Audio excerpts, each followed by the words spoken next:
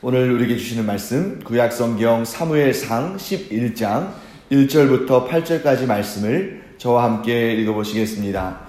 암몬 사람 나하스가 올라와서 길르앗 야베스에 맞서 진침해 야베스 모든 사람들이 나하스에게 이르되 우리와 언약하자 그리하면 우리가 너를 섬기리라 하니 암몬 사람 나하스가 그들에게 이르되 내가 너희 오른 눈을 다 빼야 너희와 언약하리라. 내가 온 이스라엘을 이같이 모욕하리라. 야베스 장로들이 그에게 이르되 우리에게 이레 동안 말미를 주어 우리가 이스라엘 온 지역에 전령들을 보내게 하라. 만일 우리를 구원할 자가 없으면 내게 나아가리라 하니라. 이에 전령들이 사울이 사는 기브아에 이르러 이 말을 백성에게 전하매 모든 백성이 소리를 높여 울더니 마침 사울이 밭에서 소를 몰고 오다가 이르되 백성이 무슨 일로 우느냐 하니 그들이 야베스 사람의 말을 전하니라. 사울이 이 말을 들을 때에 하나님의 영에게 크게 감동되매 그의 노가 크게 일어나 한 겨리의 소를 잡아 각을 뜨고 전령들의 손으로 그것을 이스라엘 모든 지역에 두루 보내어 이르되 누구든지 나와서 사울과 사무엘을 따르지 아니하면 그의 소들도 이와 같이 하리라 하였더니 여호와의 두려움이 백성에게 임함에 그들이 한 사람같이 나온지라.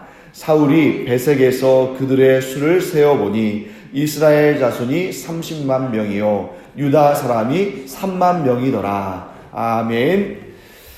자, 오늘 이 본문의 말씀을 우리가 보면 우선 이제 이 앞쪽의 내용들을 우리가 보면은요, 하나님께서 사무엘을 통해서 사울에게 왕으로 세우는 기름 부음을 허락하십니다. 그런데 이 사울이 왕이 되었음에도 불구하고 이 내용들을 이렇게 보면 사람들이 공식적으로 사울을 왕으로 세운 것인가 의심할 정도로 여러 가지 또 이렇게 문제들이 보입니다.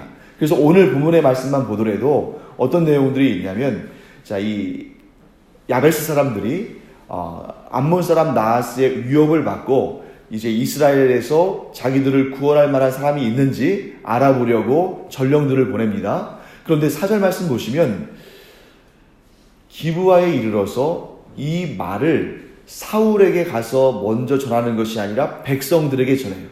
그러니까 백성들이 막 울면서 이렇게 소동을 하니까 그 이야기를 듣고 그 반응들을 보고 이게 무슨 일이냐 하고 사울이 묻는 내용이 나오죠. 그러니까 이 요단강 건너편에 있는 이 야베스 사람들, 또 그들도 역시 이스라엘 사람들이죠. 그들은 아직 사울이 왕이 되었는지 되지 않았는지조차도 모를 수도 있는 그런 상황이지 않나 하는 모습을 보게 됩니다. 이처럼 아직 사울이 왕으로 선출되었음에도 불구하고 왕으로서의 역할을 좀 제대로 하지 못하는 그런 상황 가운데 있습니다. 그러면 사울 입장에서 볼 때는 굉장히 섭섭할 수 있는 일인데 하나님이 그 사실을 잘 아시고 계시죠. 그래서 어떻게 보면 전쟁이라는 이런 방법은 사람들이 굉장히 두렵고 놀라고 이런 일은 좀 생기지 않았으면 좋겠다 할 수 있는데 오히려 하나님은 그런 일을 통해서 사울을 이스라엘의 왕으로 아주 확고하게 자리를 매김할 수 있도록 이렇게 이끌어 가시는 역사를 오늘 또 우리가 보게 됩니다. 자, 오늘 이제 역사적인 사실을 한번 점검해 보겠습니다. 사울이 왕이 된 지 얼마 안 된 시간입니다. 그래서 지금 오늘 본문의 말씀 보시면 그가 밭에서 소로 밭을 갈다가 이 전쟁의 소식을 들을 정도로 사울 왕이 아직 자리를 잡지 못한 그런 상황입니다. 자, 그때에 암몬 사람 나하스가 올라왔다라고 되어 있죠. 암몬이라는 나라에 나하스라는 왕이 이제 전쟁을 준비하고 있습니다. 그런데 이들이 제일 먼저 올라간 곳이 어디냐면 길르앗 야베스라는 곳이에요. 그러니까 이들이 요단강 동편에 있었기 때문에 곧바로 요단강을 건너서 이 이스라엘 땅으로 진격한 것이 아니라 먼저 어디를 치냐면 이 길르앗 야베스라는 이스라엘 가운데에서 가장 동떨어져 있는, 그러니까 마치 여러분 그 사자나 호랑이가 사냥을 할 때 이런 짐승들이 이렇게 많이 자기가 사냥의 대상으로 삼는 그런 짐승들이 무리지어서 모여있는 그곳으로 공격해서 들어가지 않죠. 어떻게 합니까? 그 무리 중에 따로 떨어져 있는, 그리고 가장 약한 그런 개체를 공격해서 사냥하죠. 마찬가지로 이 길르앗 야베스는 굉장히 독특한 곳입니다. 이 역사적으로 그곳은 원래는 하나님께서 이스라엘 백성들에게 땅으로 기업을 주시고자 작정하셨던 곳은 아니죠. 모세가 이스라엘 백성들을 이끌고 이제 아직 요단강을 건너기 전에, 사실 모세는 요단강을 건너지 못했죠. 그때에 두 지파 반이 모세에게 부탁을 합니다. 자, 그 두 지파 반은 어떤 지파였죠? 네. 자, 여기서 우리가 이 내용들을, 이 앞에 있는 내용들을 우리가 한번 보는 것입니다.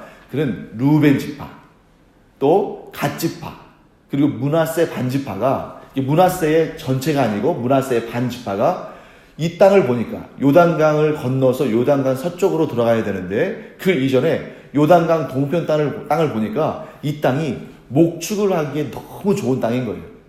그러니까 우리는 목축을 하는 사람들이니까 이 땅에 좀 남아서 이곳을 좀 우리가 차지하고 여기에서 우리가 목축을 했으면 좋겠다 하고 제안을 합니다. 그때 모세가 조건을 걸죠. 그래, 너희가 이 땅을 그렇게 사모한다면 그렇게 할 수 있지만, 그런데 너희가 이 두 지파 반이라는 데는 이런 많은 무리가 여기에 남아버리면 우리의 최종 목적지 가나안 땅을 정복하는데 문제가 생긴다. 뭐 어떻게 하겠느냐. 그러니까 그 두 지파 반 사람들이 이렇게 말하죠. 우리가 누구보다 앞서 나가서 그 요단강 서편에 하나님께서 기업으로 주시고자 한 그 땅을 누구보다 우리가 먼저 힘써 나가서 정복하겠다. 그리고 그 땅을 차지한 이후에 우리는 다시 요단 동편으로 건너와서 여기에서 우리가 산업을 누리겠다 하면서 그 땅을 기업으로 상속받는 것을 봅니다. 그 땅에 남았습니다. 하지만 이 이스라엘 본진보다는 숫자가 작을 수밖에 없겠죠. 그런데 이제 그 땅, 동떨어져 있는 그 땅으로 길르앗 야베스 지역으로 암몬 사람 나하스가 와서 전쟁을 하려고 합니다. 그때 길르앗 야베스 사람들이 뭐라고 제안하죠? 우리가 전쟁하지 말자. 우리가 언약하자. 즉 우리가 조약을 맺자. 그래서 이들 안에는 그런 마음이 있는 거죠. 우리가 그 강한 나라 암몬 나하스와 전쟁을 해가지고 괜히 우리가 다 망하고, 그래서 그 암몬이란 나라 안에 속해서 그들에게 우리가 착취당하고 또 그들에게 우리가 종이 되느니 차라리 우리의 나라를 유지하면서 그들과 조약을 맺고 조공을 바치는 그런 속국으로 살아가는 것이 낫겠다라고 말하는 것입니다. 자, 이 제안에 나하스가 뭐라고 말했습니까? 너희들의 오른쪽 눈을 다 빼야 조약을 맺겠다라고 말합니다. 여러분, 이 얘기는 조약을 맺겠다는 말입니까? 맺지 않겠다는 말입니까? 맺지 않겠다는 말이죠. 어떻게 오른쪽 눈을 다 빼고 전쟁을 할 수 있으며 또 오른쪽 눈을 다 빼고 어떻게 제대로 생활할 수 있겠습니까? 그러니까 이것은 그가 말한 대로 무례하게 모욕을 한 것이지, 정말 이 길르앗 야베스 사람들이 오른쪽 눈을 다 빼면 조약을 맺어준다는 그런 말은 아닌 것입니다.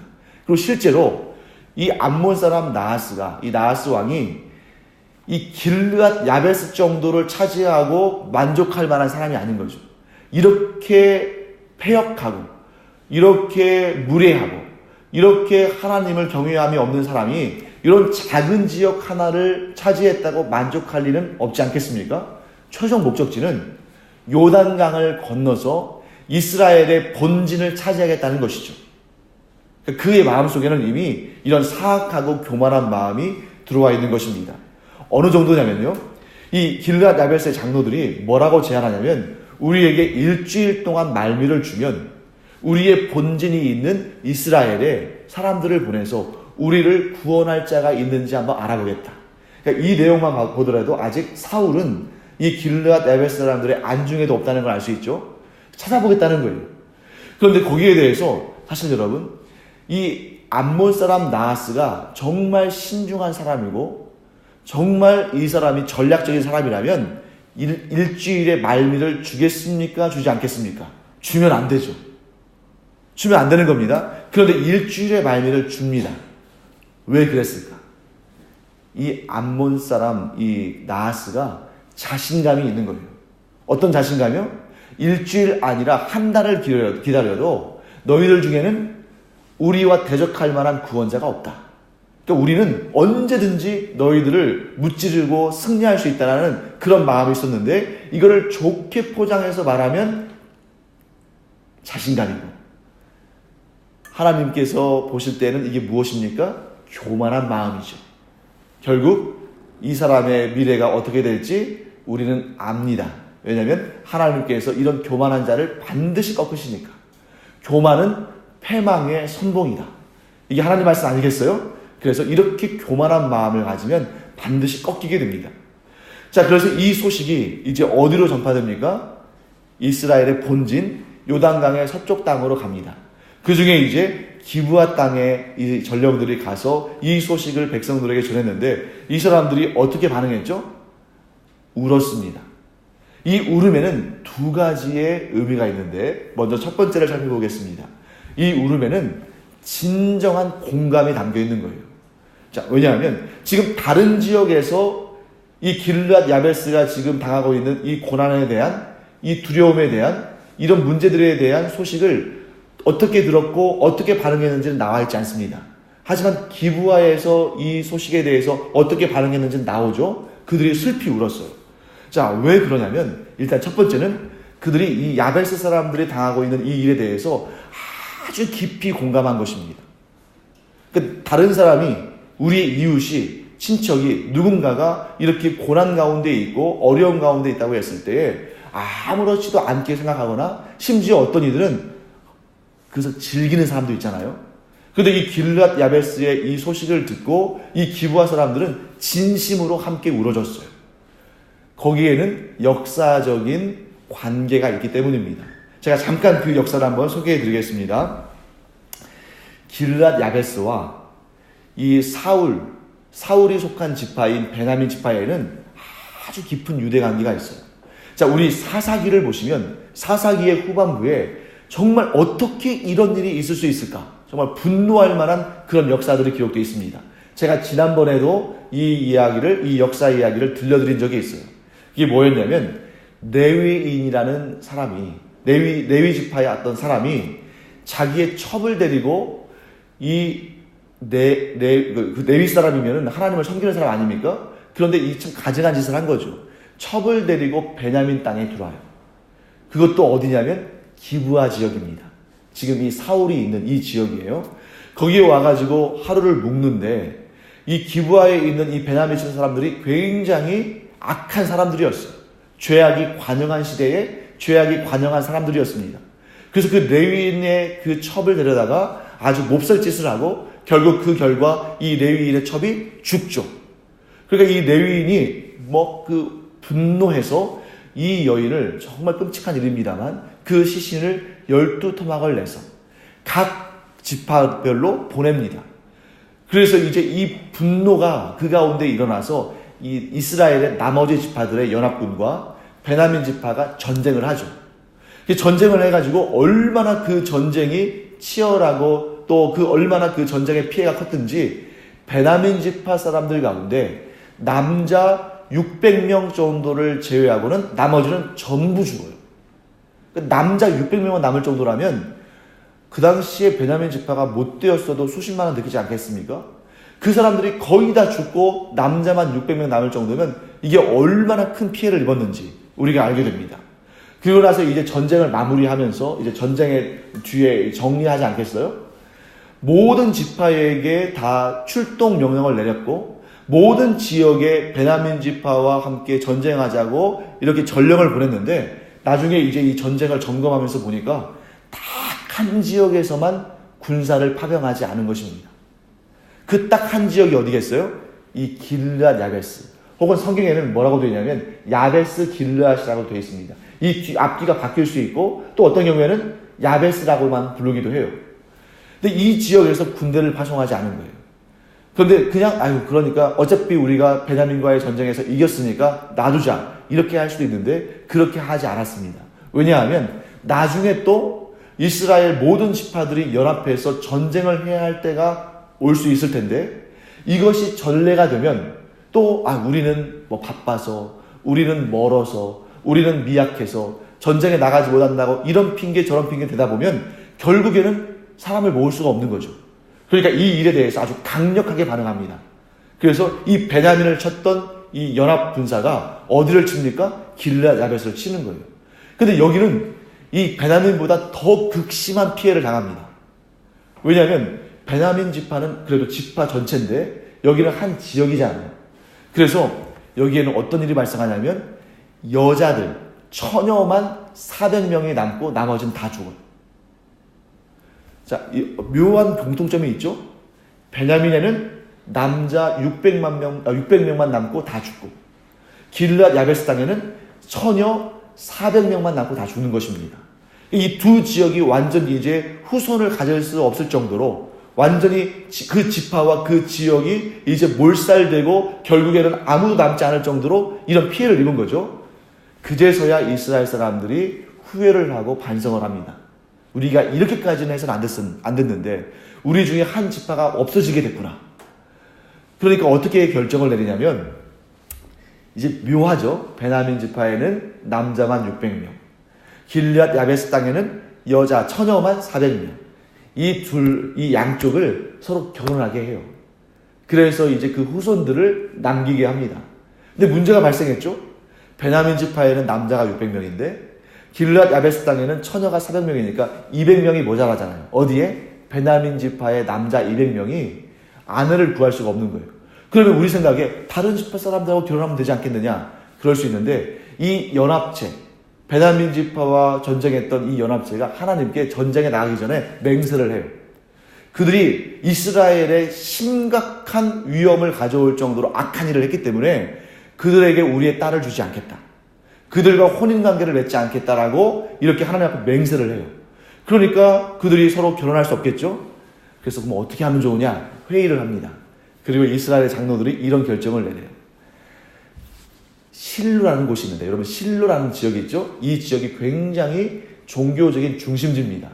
그래서 이 실로라는 지역에 해마다 여호와 하나님 앞에서 드리는 명절이 있는데 그 명절에 이 실로의 여인들이 그날을 기뻐하고 그날의 축제를 벌이면서 나와서 춤을 추는 그러한 그 명절을 즐기는 그런 행사가 있는데 그때 너희들이 나무 뒤에 몰래 숨었다가 이 여인들을 너희들이 아내가 없는 남자들이 이 여인들을 붙잡아다가 아내를 삼으라는 거예요. 그러니까 공식적으로 말은 안 하지만 이들에게 이렇게 전달하는 겁니다. 어떻게 해요? 보쌈을 해가라. 그리고 나서 이제 그러면 보쌈 당한 그 여인의 가족들이 와서 항의할 거 아닙니까? 그러면 우리가 모른 채 하겠다. 그걸 죄라고 여기지 않겠다. 라고 말하면서 그들의 후손들을 남기게 합니다.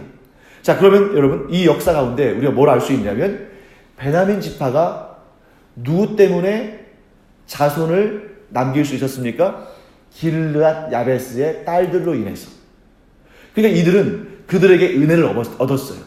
그리고 또 한 가지는 뭡니까? 그들과 이제 혼인관계를 통해서 인척관계가 된 거죠. 그러니까 다른 어떤 지역보다 이 베냐민 땅, 특별히 기브아 사람들이 그 문제에 대해서 이 길르앗 야베스 사람들에게 은혜를 얻고 또 친척관계가 됨으로 말미암아 아주 끈끈한 관계입니다. 그러니까 이렇게 슬피 우는 거예요. 내 가족의 일이고 내 고륙지친의 일이니까 여기에 대해서 슬프게 울고 그들에게 또 공감하는 것입니다. 자, 이런 이유가 있었습니다. 또 하나의 이유를 우리가 또 보겠습니다. 왜 기브아 사람들이 이렇게 울었는가? 여러분, 이 사건을 보면서 우리가 아주 중요한 대조의 그런 어떤 방식으로 볼 수가 있는데 똑같은 소식이 전달됐습니다. 이게 뭐예요? 길르앗 야베스 사람들이 지금 암몬 족속에게 망하게 생겼다. 지금 이 당시에 암몬 사람 나하스는 굉장히 강한 군사력을 가지고 있어요. 그에 비해서 길르앗 야베스는 아주 작은 지역이고 전쟁을 수행할 만한 그런 능력도 없습니다. 그러니까 지금 이스라엘에 전령을 보내서 우리를 좀 구원해달라고 요청하는 거 아니겠어요? 그러니까 똑같은 소식이 길르앗 야베스 전령을 통해서 들려진 것입니다. 근데 거기에 대해서 기브아에 있는 백성들은 막 울고 지금 두려워하고 있죠. 그러니까 이 공감하는 눈물이면서 동시에 두렵고 떨리고 무서워하는 그런 감정을 갖게 된 것입니다. 그런데 이 똑같은 소식이 전달되었음에도 불구하고 사울은 어떻게 반응했습니까? 그 소식을 듣자 하나님의 영에게 크게 감동을 입었어요. 그리고 그 일에 대해서 두려워하고 떨고 무서워하는 것이 아니라 아주 노가 크게 일어났습니다. 여기에서 일어난 진노는 어떤 진노입니까?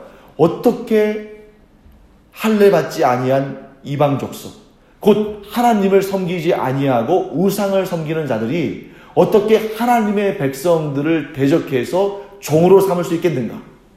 우리가 힘내서 일어나서 저 하나님을 경외하지 않는 자들을 물리치자 하는 그러한 이 거룩한 분노가 사울 안에 일어난 것입니다.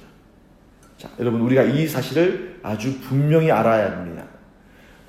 똑같은 소식이 전달되어도 어떤 이들은 믿음이 없어서, 어떤 이들은 하나님의 영으로 충만하지 않아서 그 안에 두려움과 무서운 감정이 일어납니다.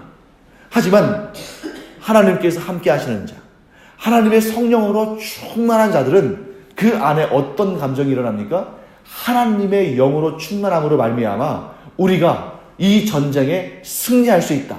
라는 그러한 용기가 그 안에서 일어나는 것을 보게 됩니다. 사랑하는 성도 여러분, 이 말씀은 우리에게 굉장히 중요한 의미를 주죠. 여러분과 저는 세상 사람들과 똑같은 이야기를 듣습니다.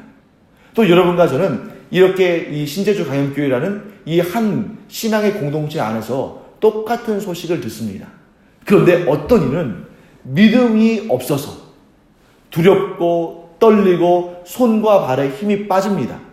그런데 어떤 이는 하나님의 영으로 충만한 가운데 오히려 그러한 위기를 하나님이 주신 기회로 삼는다는 것이죠. 사울이 이 최고의 위기, 사실 여러분 아직 사람들이 지금 사울을 제대로 왕으로 인정하지도 않고, 그러니까 지금 사울이 무슨 군사를 기른 것도 아니고, 이 12지파가 자기를 막 옹위해서 자기의 말 한마디면 막 함께 힘을 모아서 일하는 것도 아니고, 정말 어떻게 보면 이 뻘쭘한 상황인 거예요. 왕이라고 세우심을 받았는데 아무 힘도 없고 자기를 인정해 주지도 않고. 하지만 하나님께서는 이 전쟁이라는 위기를 오히려 복으로 만드시고 사울이 진정한 이스라엘의 왕으로 든든히 세워지는 기회로 삼으셨습니다. 사울은 하나님의 영으로 충만한 가운데 그 사실을 믿은 거예요. 그러므로 말미암아 오히려 이스라엘의 가장 큰 위기를 가장 큰 기회로 삼는 이런 놀라운 역사가 이루어진 것입니다. 사랑하는 성도 여러분, 그렇기 때문에 우리 안에는 이와 같은 깨달음이 있기를 바랍니다. 하나님께서 들어 사용하시기로 작정하시면 가장 큰 위기가 도리어 기회가 되고, 우리에게 좋지 않은 일들이 도리어 좋은 일이 되고, 하나님께서 우리와 함께 하시면 그 어떤 것도 사용하지 못하실 일이 없다. 그래서 우리가 늘 제가 강조하는 말씀이 있죠.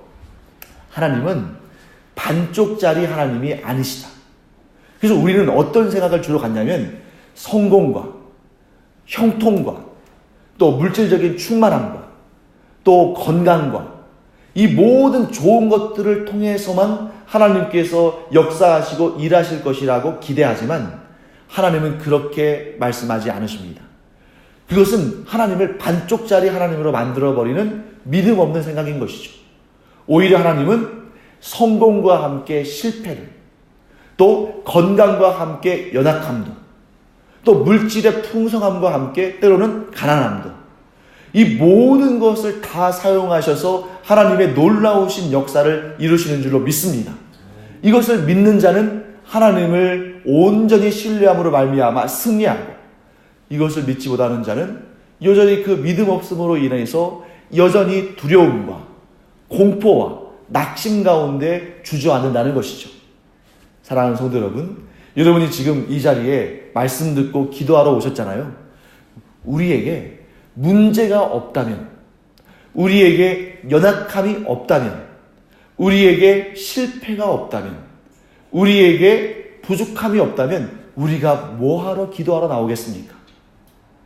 오히려 하나님은 우리에게 그렇게 약간의 부족함, 또 어떤 경우에는 큰 낙심, 또 문제들 우리에게 주심으로 말미암아 우리로 하여금 깨어서 기도하게 하시는 분이시죠. 그리고 우리는 무엇을 누릴 수 있습니까? 그 기도에 응답하셔서 우리의 약함을 강함으로 바꾸시고 우리의 부족함을 풍성함으로 바꾸시는 그 하나님을, 우리가 살아있는 하나님을 우리가 살아 숨쉬며 경험하고 체험하고 또 느낄 수 있는 그러한 살아있는 신앙, 살아있는 기도를 이 자리에서 경험하게 하실 줄 믿습니다. 그래서 다 채워져서 그냥 하나님께 구하지도 않냐, 구할 것도 없고 그냥 이것으로 족하다, 이런 인생이 아니라 우리의 삶의 모든 일들마다 하나님께 간절히 구하고 하나님께서 차고 넘치는 은혜로 부어주시는 것을 순간마다 체험하고 그로 말미암아 승전가를 부르는 여러분과 제가 되기를 간절히 축원합니다. 기도하겠습니다. 하나님, 주님의 은혜를 감사드립니다. 하나님께서는 이런 전쟁까지도 들어 사용하셔서 놀라운 승리의 역사로 하나님의 백성들에게 큰 기쁨과 감사의 제목을 주시는 분인 줄 믿습니다. 하나님, 이 시간 저희들이 또한 하나님 말씀 듣고 힘을 얻고 기도할 마음을 갖게 되었사오니 우리 안에 있는 우리를 괴롭히고 우리를 낙심케 하는 모든 문제들을 들고 주님 앞에 나아가서 기도할 때에 도리어 이 일이, 정말 피하고 싶었던 이 일이 오히려 하나님께서 주시는 놀라운 복과 은총으로 변화되는 그런 놀라운 역사를 경험하는 이 자리가 되게 하여 주시옵소서. 감사드리며 예수님의 이름으로 축복하며 기도합니다. 아멘.